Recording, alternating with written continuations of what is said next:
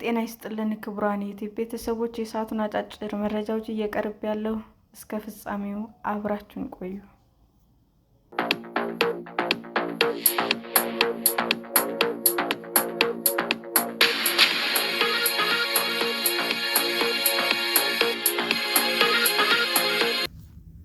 ትውልደ ኢትዮጵያውያንና የውጭ ዜጎች በባንክ ላይ የባለቤትነት ድርሻና አክሲዮን ዝውውርን መቆጣጠር የሚያስችል ረቂቅ መመሪያ ተዘጋጀ። የኢትዮጵያ ብሔራዊ ባንክ የውጭ ዜጎችና የውጭ ዜግነት ያላቸው ኢትዮጵያውያን በባንኮች ውስጥ ሊኖራቸው የሚችለውን የባለቤትነት ድርሻና ገደብ፣ እንዲሁም የተጽዕኖ ፈጣሪ ባለአክሲዮኖች የአክሲዮን ዝውውሮች በተመለከቱ ድንጋጌዎችን ያካተተ ረቂቅ ተዘጋጅቶ ውይይት ሊካሄድበት ስለመሆኑ ተጠቆመ። የኢትዮጵያ ብሔራዊ ባንክ የባንክ ሥራ ፈቃድና ቁጥጥርን የሚመለከተው አዋጁ ተንተርሶ የወጣው ይህ ረቂቅ በአዋጁ የተቀመጡ ድንጋጌዎችን ለማስፈጸም የሚውል ነው። የአክሲዮን ዝውውሮች የመቆጣጠር ሥራ ከዓለም አቀፍ አሰራር ጋር እንዲጣጣም ለማድረግ ጭምር ታስቦ የተዘጋጀው ይህ ረቂቅ በተለይ የአክሲዮን ዝውውሮችን በተመለከተ አዲስ ድንጋጌ እየተካተተበት ነው። ይህም በአንድ ባንክ ውስጥ ከ2 በመቶ በላይ የባለቤትነት ድርሻዎች ሊያዘዋውር የሚፈልግ ባለአክሲዮኖች የአክሲዮኑ ዝውውር ተፈጻሚ የሚሆነው በብሔራዊ ባንክ ሲጸድቅ ብቻ ነው። በባንኮች ውስጥ ከ200 በላይ ድርሻ የያዙ አክሲዮኖች ዝውውር ሲደረግ የኢትዮጵያ ብሔራዊ ባንክ ይሁንታ ካላገኘ ዝውውሩ እንደማይተገበር ያመለክታል። የኢትዮጵያ ብሔራዊ ባንክ እስካሁን ባለው አሰራር የአክሲዮን ዝውውሮችን የተመለከቱ የቁጥጥር ሥራዎች የሚያካሂድበት ድንጋጌ ያልነበረው ሲሆን፣ አሁን ግን ተጽዕኖ ፈጣሪ የሚባሉ ባለአክሲዮኖች የአክሲዮን ዝውውሮችን የሚፈቅድበትና የሚቆጣጠርበት ይሆናል የተባለው አዲስ ረቂቅ ባለድርሻ አካላት ጋር ከተመከረበት በኋላ ስራ ላይ የሚውል እንደሚሆንም ይጠበቃል። በአዲሱ ረቂቅ መመሪያ መሰረት የኢትዮጵያ ብሔራዊ ባንክ ከ2 በመቶ በላይ ድርሻ ያላቸው የአክሲዮን ዝውውሮች ሲደረጉ በኢትዮጵያ ብሔራዊ ባንክ በአጸደቀ ግዴታ ከመሆኑ ባሻገር በባንኮችም ከፍተኛ የአክሲዮን ድርሻ ያላቸው ባለአክሲዮኖች የአክሲዮኖቻቸውን ዝውውር ለማድረግ ሲፈልጉ የባለአክሲዮኖች ማንነት የሚገልጽ ዝርዝር መረጃ ማቅረብ ይጠበቅባቸዋል።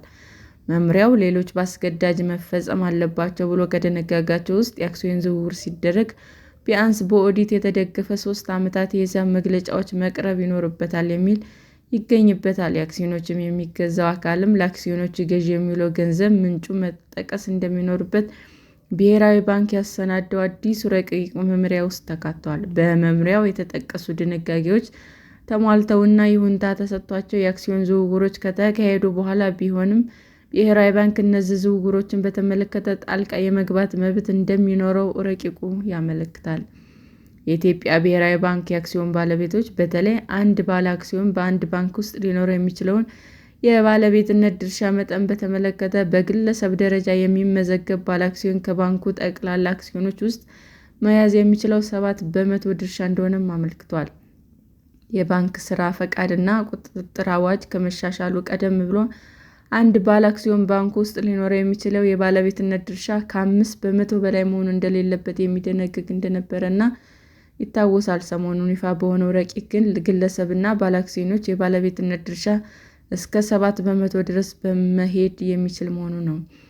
በዚህ መመሪያ ላይ እንደተገለጸው ስትራቴጂካዊ ባለሀብት በሚል የተጠቀሱ የውጭ ባንኮችም ከባንኩ ጠቅላላ አክሲዮኖች ውስጥ ከ40 በመቶ በላይ በአዲስ የሀገር ውስጥ ባንክ በቀጥታ መያዝ እንደማይችሉም ያመለክታል። የውጭ ሀገር ዜጎች የውጭ ሀገር ዜግነት ያላቸው ኢትዮጵያውያን ድርጅቶች በባንክ ውስጥ ሊይዙት የሚችሉትን አጠቃላይ የአክሲዮን ድርሻ ከውጭ ባንክ ቅርንጫፍ በስተቀር 49 በመቶ ድርሻ ድረስ ይሆናል። በተፈጥሮ ሰውና ሕጋዊ አካል በአጠቃላይ ቀጥተኛና ቀጥተኛ ያልሆነ የአክሲዮን ድርሻ ላይ ገደብ የሚያስቀምጠው ይህ ረቂቅ መመሪያ የስትራቴጂክ ባለሀብቶችን ሳይጨምር ከባንክ አጠቃላይ አክሲዮን ድርሻ 15 እና 20 በመቶ እንዲሆን ያመለክታል። እንዲሁም በአጠቃላይ ቀጥተኛና ቀጥተኛ ያልሆነ የአክሲዮን ድርሻ በተፈጥሮ ሰውና በሕጋዊ አካል በባንክ ውስጥ ያለው ከፍተኛ ገደብ ባንኩ ከተመዘገበው አጠቃላይ አክሲዮን 20 በመቶ እንደሚሆንና በዚህ መሰረት ባንኮች ስራቸውን መስራት እንደሚጠበቅባቸው ረቂቅ መመሪያው ያመለክታል።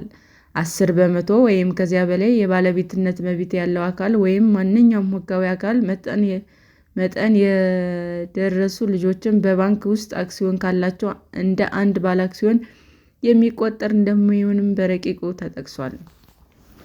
አግባብነት ባለው ሕግ መሰረት ኢትዮጵያ ተወላጅ የሆነ ሰው ወይም ሙሉ በሙሉ በእነዚህ አግባብ ባለቤትነት የተያዘና የተቋቋመ ድርጅት እንደ ሀገር ውስጥ ባለሀብት መቆጠር የሚመርጥ ሰው የተከፈለ ካፒታሉን በኢትዮጵያ ብር መክፈል እንዳለበት ይደነግጋል። ነገር ግን ከዚህ ኢንቨስትመንት የተገኘ ማንኛውም ገቢ በውጭ ምንዛሬ የማይተላለፍበት መሆኑን አዲሱ ረቂቅ መመሪያ ከመውጣቱ በፊት ባለአዋጁ ላይ መግለጹ ይታወሳል።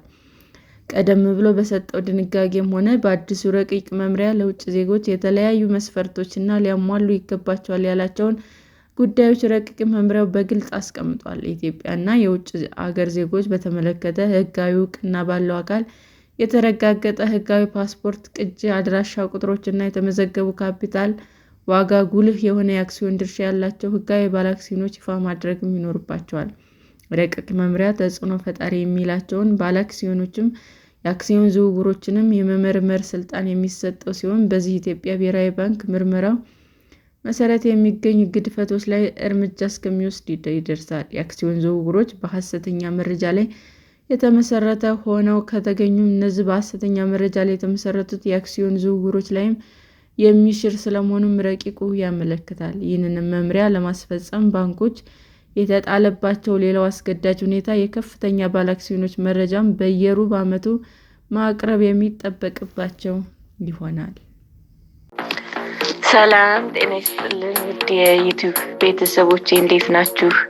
አዲስ ጀማሪ ነኝና ሰብስክራይብ ያደረጋችሁ አበረታቱኝ። አመሰግናለሁ።